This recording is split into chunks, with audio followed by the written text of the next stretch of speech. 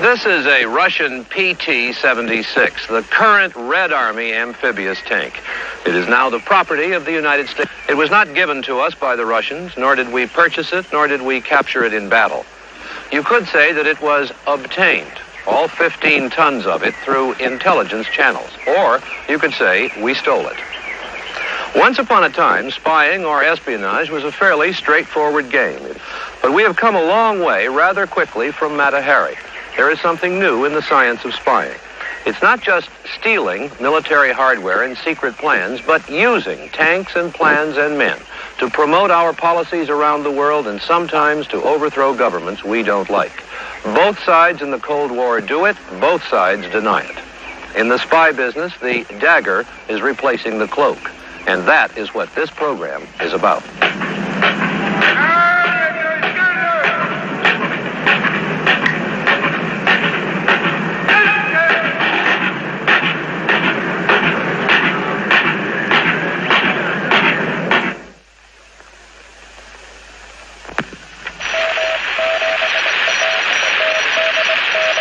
Self-protection is a primary function of any organism. That is as true of the green grass as it is of continental nuclear power.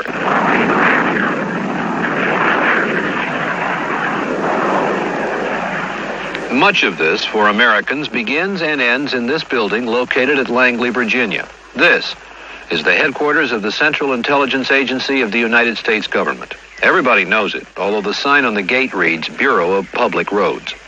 It might have been designed by Ian Fleming. Serried, secret cubicles, computers which translate Russian to English at 30,000 words an hour, documents burned in 100,000... Intelligence is nothing really other than information and knowledge.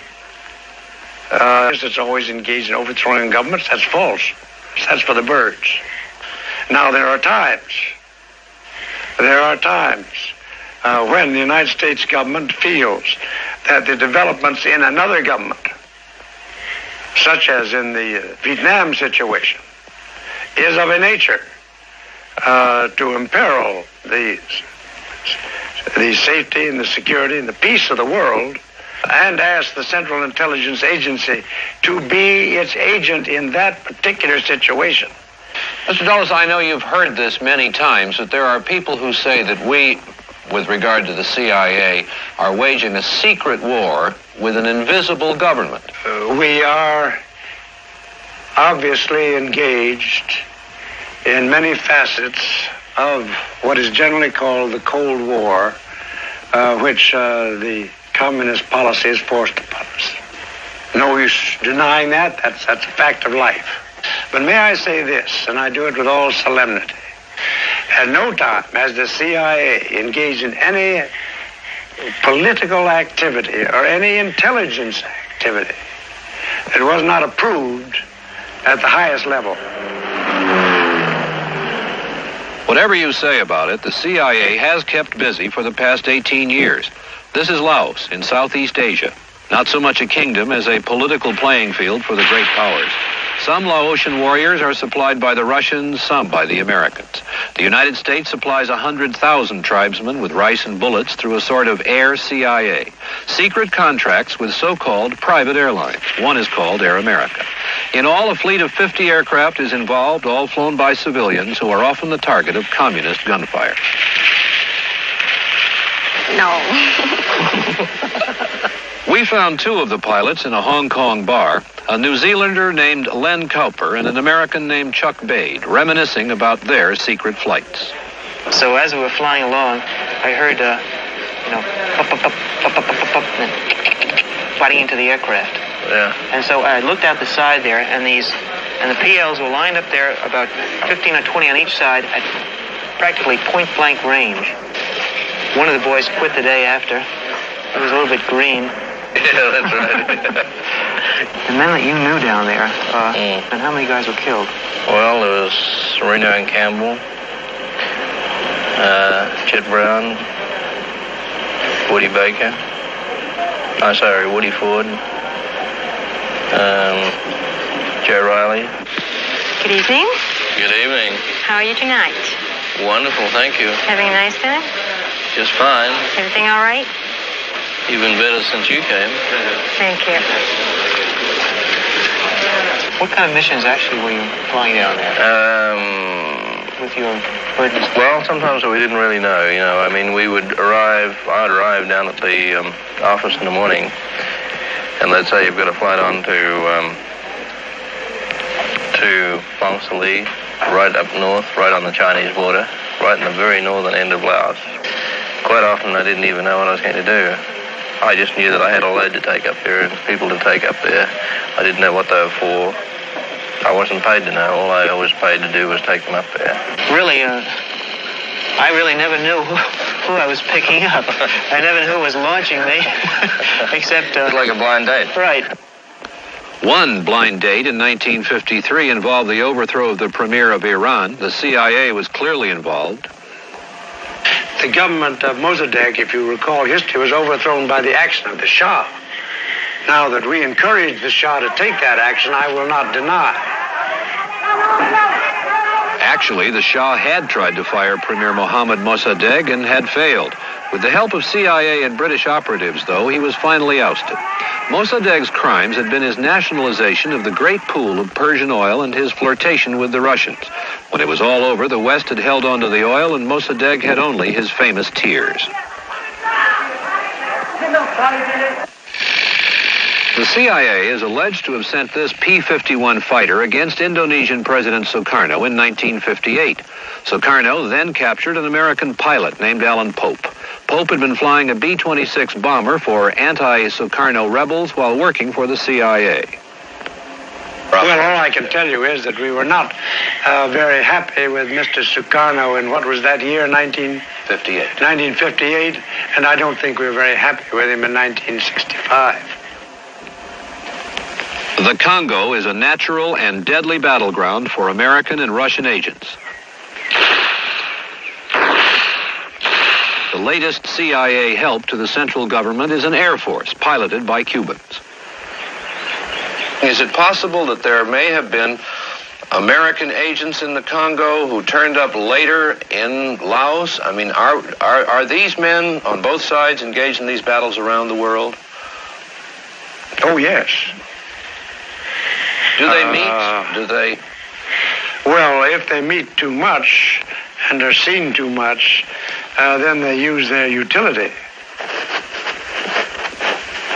Even in Tibet, where rebels fight the Chinese communists, there is the CIA. If it would help, the CIA would recruit the abominable snowman. Well, I'm not going to go into the Tibet situation separately because we might have got started wandering all around the world, and I would be going beyond what I know about. I do think that there are times where the supporting of movements that are favorable to you in a murky situation is one of the best ways of preventing that movement from becoming the communist movement from taking over. And that has been done from time to time. Do the Russians have a CIA? The KGB is one of the most sinister organizations that ever was organized. Are they any good? Are the Russians good at this? Oh, yes. Oh, my, yes.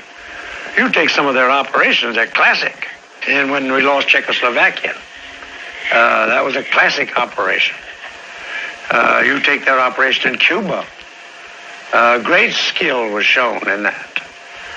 You take several of the things they're working on now, such as Indonesia's, the Sudan, and so forth and so on, because they have a marvelous apparatus. Do they spend more money than we do in these activities? Oh, they must. Do we have an application of morality in our activities they don't? Oh, far more than they do, yes. Could you talk on that subject? Well, only that, as far as I know, we don't engage in assassinations and kidnappings and things of that kind. As far as I know, we never have. As far as we know, they have and done it quite consistently. Did you apply, for example, moral standards to what you did when you were director of the CIA? Yes, I did. Why? Because I don't think, given the caliber of the men and women I had working for me, I didn't want to ask them to do a thing that I wouldn't do. One or two said that even what I assigned them, they preferred not to do. That was all right with me. I didn't ask them to do it. All I can say is that I'm a parson's son, and I was brought up as a Presbyterian. Maybe as a Calvinist. Maybe that made me a fatalist. I don't know. But I hope I have a reasonable moral standard. The man who created the U-2 also planned the Bay of Pigs. One was a fantastic success, but the other wasn't. Richard Bissell is now a private citizen and a thoughtful one.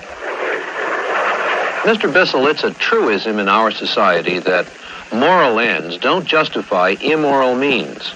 And yet you and your colleagues in the CIA must on many occasions have had to abandon that principle. How do you deal with it?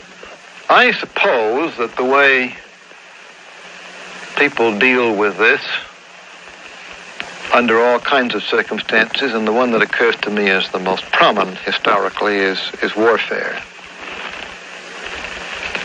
is that they feel a higher loyalty and that they are acting in obedience to that higher loyalty.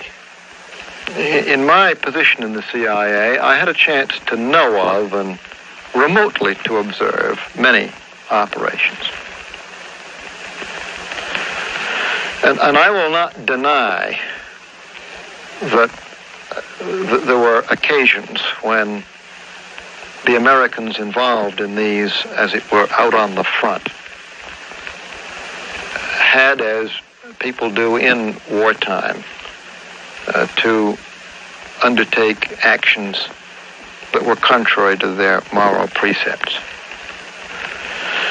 But I will say that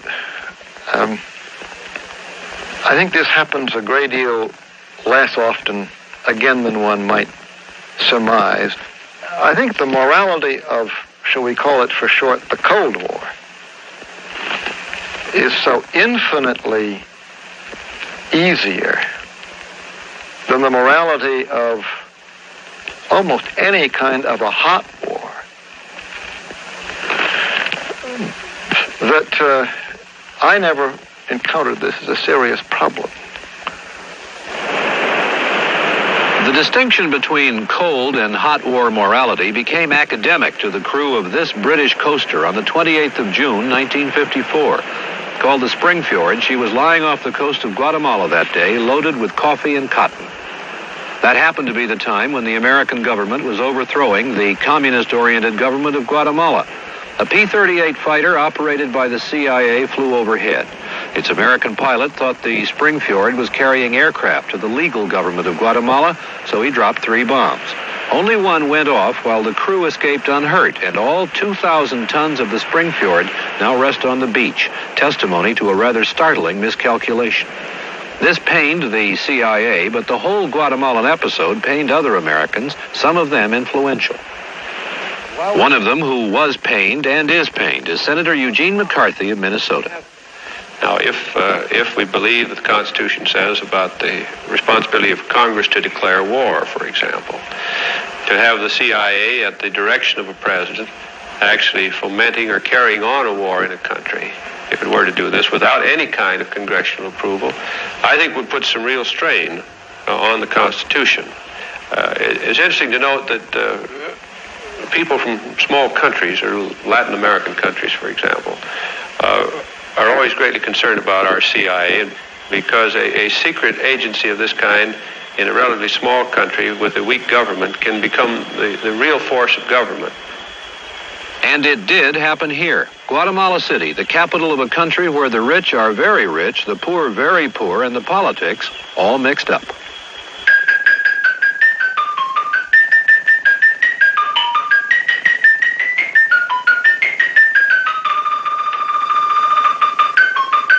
Guatemala is the kind of Central American country that used to be called a banana republic before people started talking about wars of national liberation. Most of the citizens of Guatemala are Indians, and most of them live in the shadow of a small, wealthy class which owns most of the arable land. It is still a plantation society, plagued by the economic and political illnesses of such a society. For most of its history, it has been ruled by a dictatorship. But as the 1950s began, the pendulum swung from right to left, and the winds of change swept across Guatemala.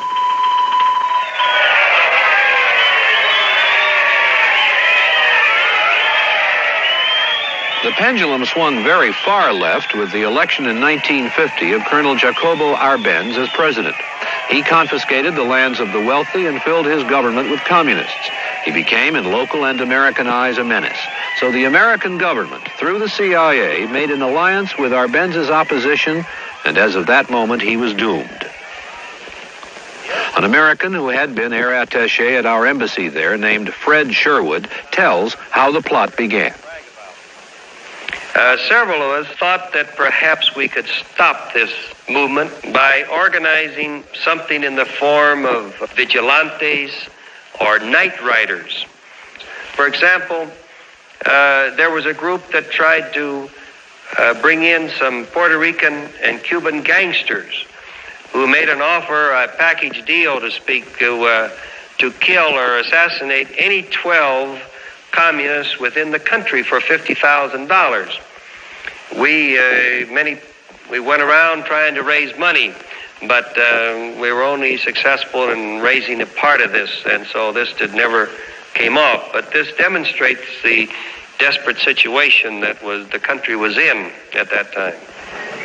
The American government threw in their forces with these small groups and helped organize these resistance groups to combat the communist force existing in Guatemala.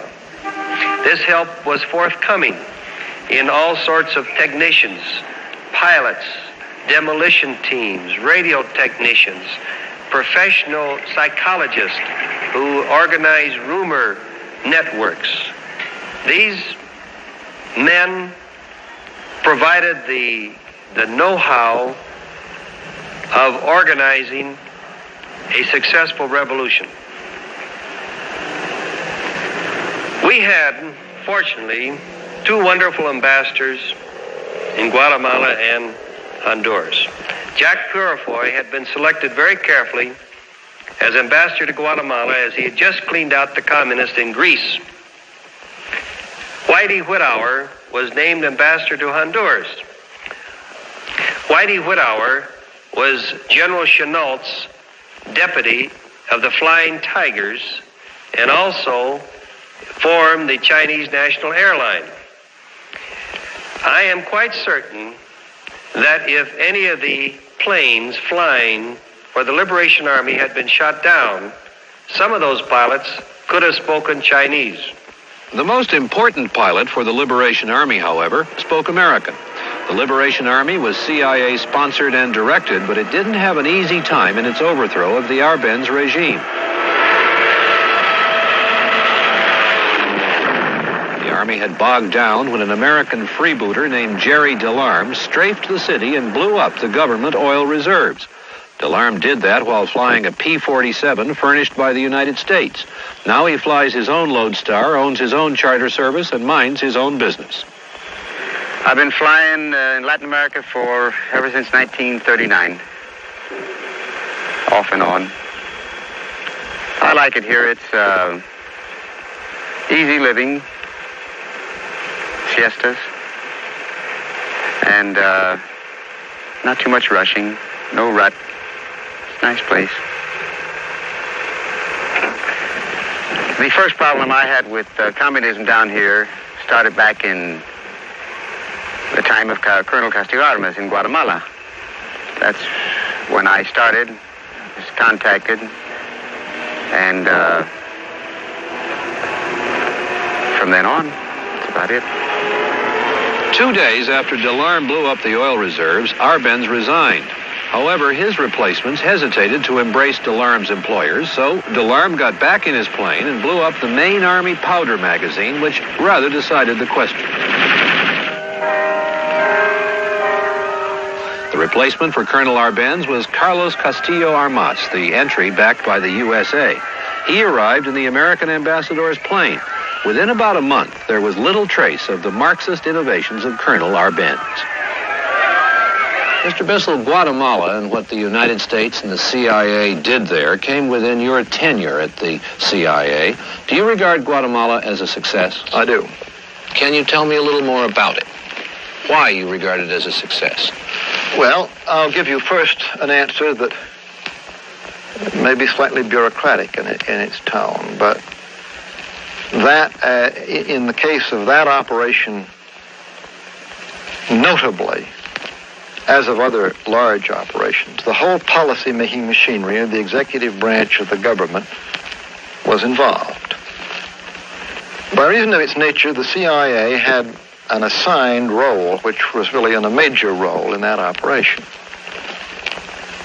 And I say it's a success because the assigned role was carried out substantially as assigned. There was one sub-incident in that, which I don't wish to identify, in which an action was taken that went beyond the established limits of policy.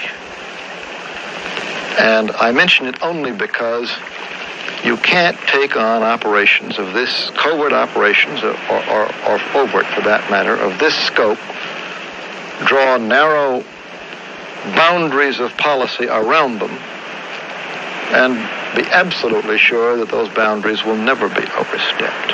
The overstepping, in the case of the Guatemala operation, the one case I'm aware of, mercifully turned out to be of little significance and to do no political and minor financial damage to the United States, or for that matter to anybody else. So I say that it was, from the standpoint of an organization commissioned to do a job, just an unqualified success. But I think the basic question with regard to Guatemala is whether or not the CIA carried this out on its own initiative, in which case it would be wholly improper. Secondly, the question of whether they carried it out with some kind of presidential direction, which, if they did, would be subject to some question, because an action to overthrow an established government is essentially an act of war. And it's my judgment that there ought to be some kind of involvement and some kind of commitment on the part of the Congress to fully satisfy the Constitution. There is more to this story. The sanitized Guatemalan regime of Castillo Armas lasted for 2 years, and then he met his death in the presidential palace. The killer was a palace sentry who took his own life. Therefore, no one knows for sure who murdered Castillo Armas. Some of his associates had found him to be too honest and too liberal. His was a regime not without corruption and with considerable American aid.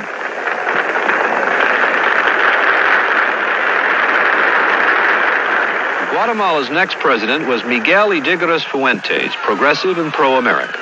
He was plagued by communist guerrillas, but his downfall came from the right at the hands of his own defense minister. Fuentes is now an exile in Costa Rica. He tells how he allowed the CIA to use his country as a training camp for the brigade of Cuban refugees who landed in the Bay of Pigs to overthrow his old enemy, Castro. It was very difficult to get the connection until the beginning of 1960. And then we talked with President Eisenhower, and then he sent some people to my country. Of course, they were not military men, they were civilians. They presented me some credentials. The credentials were from the CIA. I have never seen them before. And they asked me not to ask for principal names, only for first names, as Peter, John, James. The most difficult of the problem was to look for a place where no spies and pressmen went to see how they were doing. And Mr. Alejos offered his coffee plantation, a farm called Helvecia. We denied, as usual, all these organizations saying that it was only rumors and that it doesn't exist any camp. And they they built some roads in order to reach these hidden places, and they built some small barracks in wood. But we gathered there near 2,000 young men, very enthusiastic, with very good trainers. This hilly place has just about been taken over by the forest. This was the campground of the proud and optimistic Cuban Brigade, recruited, paid, trained, supplied by the CIA, and perhaps the largest covert operation in the history of subversion. What remains now is only the outdoor altar at which the Cubans prayed for victory. The CIA's Richard Bissell, author of the invasion plans, reflects on the lessons learned. I think this is an unlearnable lesson. In any future operation of this kind, again, there is going to be an operator. His eyes are going to be fixed on the success of the operation. So far as he is concerned, it is going to be desirable to do things that, from the standpoint of others in the government, will involve major risks in a quite different dimension. There is always going to be this incredibly difficult choice, and if it's an important issue, it's going to be in every case, as it was then, the president's choice.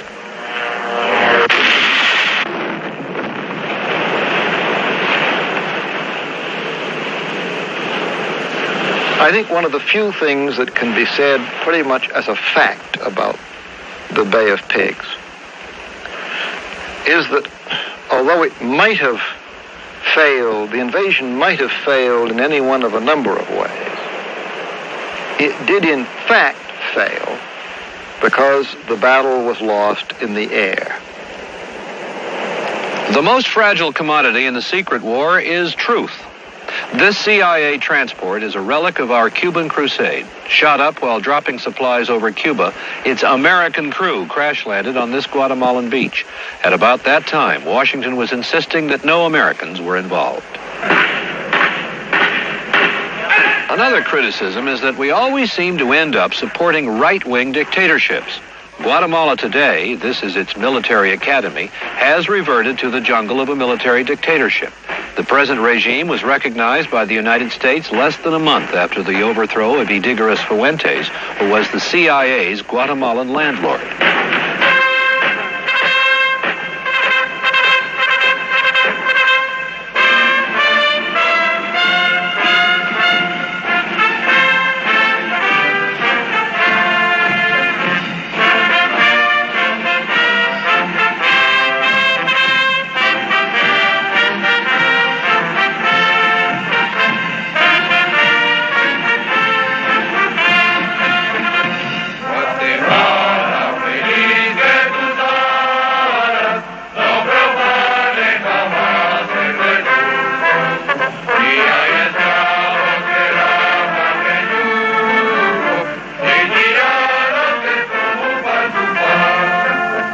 Well, don't we find ourselves supporting right-wing governments all around the world?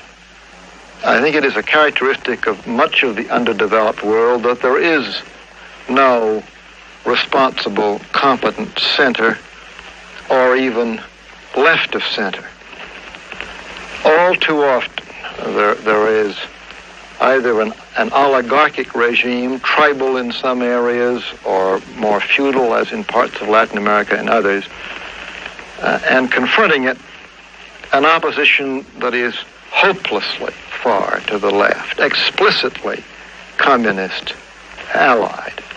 I take it that a part of our national political objective is to elicit, to bring into being, to encourage the creation in much of this part of the world of a responsible center, or even left of center. And perhaps we're succeeding, for instance, in some parts of Latin America.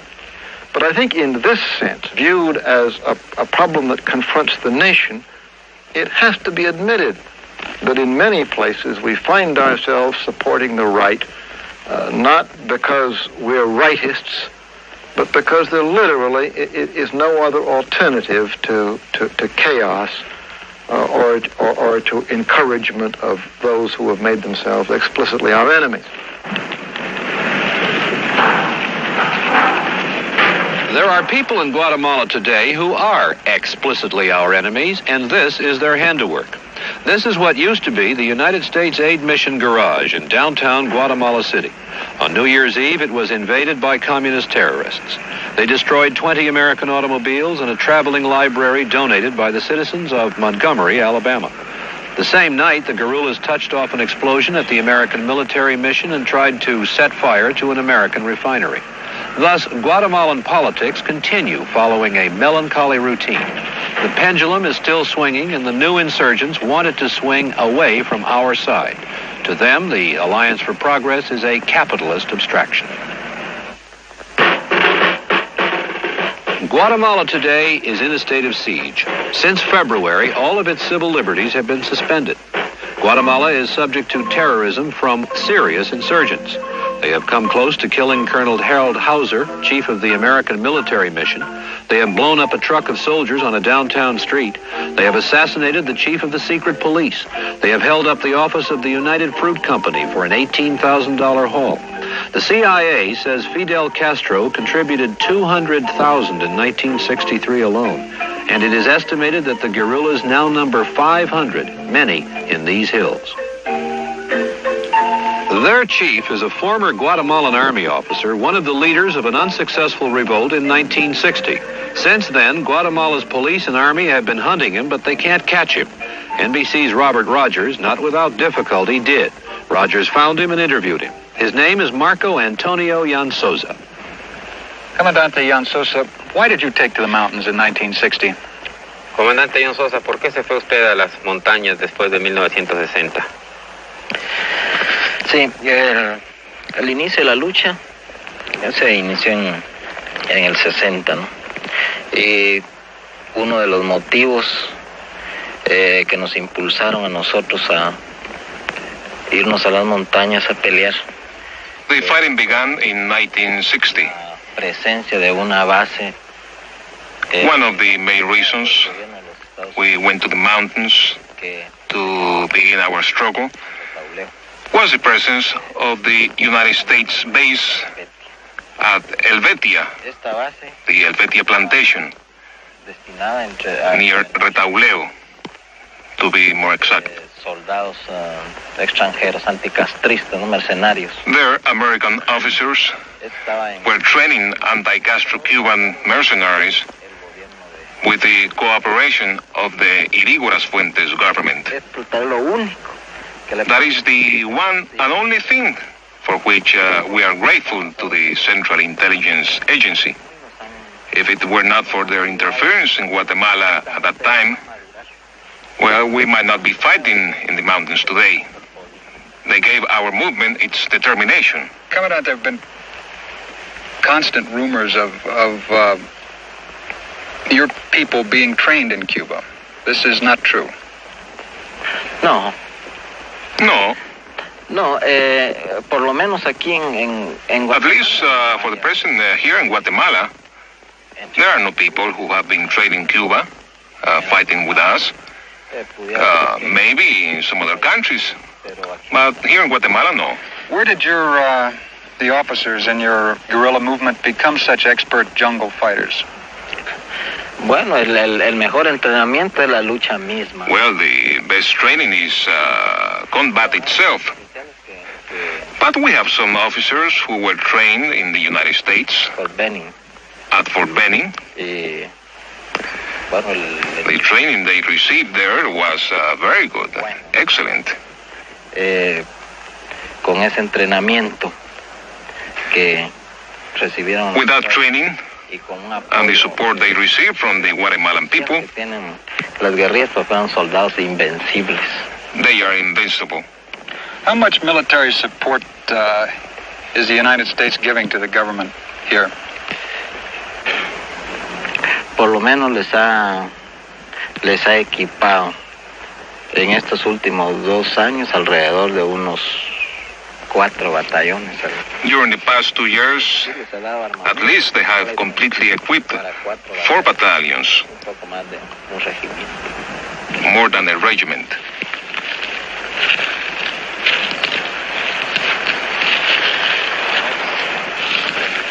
Comandante, in the last few weeks, your organization has burned the American aid garage here, tried to blow up the military mission, and tried to kill the chief of the American military mission here. El atentado contra el coronel Hauser no es porque sea norteamericano o gringo, pues. Colonel Hauser was attacked not because he's an American, a gringo, but because he represents. He's a member of an army of the United States forces that are fighting in Vietnam. También el coronel Hauser es uno de los militares. Also, Colonel Hauser is one of the American officers advising the government forces, helping them repress the peasants in the areas where our guerrillas operate. Las guerrillas guatemaltecas. Ahora, del asunto del atentado contra la misión americana, pues es la misma, tiene las más, fue por el mismo motivo, ¿no? As for the attack on the military mission, norteamericanos, these Americans are instructing the government forces in how to fight our movement. De Guatemala para combatirnos a nosotros. Entonces creemos también que es justo atacarlos a ellos, ¿no? No porque I think it's only right that we should attack them, not because they are Americans, but because of what they are doing in our country. El atentado contra los vehículos y el garage de la AGI también es por lo mismo. The attack on the 8 vehicles and the garage was for the same reason. We oppose United States policy in Guatemala because it is an interventionist policy. The Americans come here and put presidents into office and remove them. Y ponen presidentes. Comandante, last week your men blew up an army truck right in the center of Guatemala City, and over the past months have assassinated a number of high government officials. Do you consider yourself a terrorist? Sí, habría que... Well, we have to study very carefully the word terrorist. Terrorista, ¿no? Yo sé que a cualquiera le puede causar indignación, ¿no? I know that anyone can feel indignant when a truckload of soldiers is blown up in a city street. Con soldados. Pero hay que ver por qué. But you must consider the reason for our attack, the why. Tal vez hacía unos 20 días que una unidad a la que pertenecía. Maybe 20 days ago, habían subido a una the unit to which those soldiers belonged went into the mountains of Izabal. Y habían asesinado. They tortured and murdered the inhabitants. A la gente a los habitantes de estas aldeas. Y habían violado también. They also raped a young girl before her whole family. La mamá y los hermanos y cuñados. Entonces, como represalia por esas atrocidades que están cometiendo en la montaña, fue que se hizo ese. So we have to do something to destroy our truckload of soldiers or to execute an enemy. Does not give us a pleasure. But we must do these things. They serve a higher political purpose. What is wrong with U.S. policy as far as Comandante Jan Sosa is concerned? Why is he opposed to U.S. policy, the Alianza para el Progreso? Ahora, en cuanto a la Alianza para el Progreso, pues yo creo que sí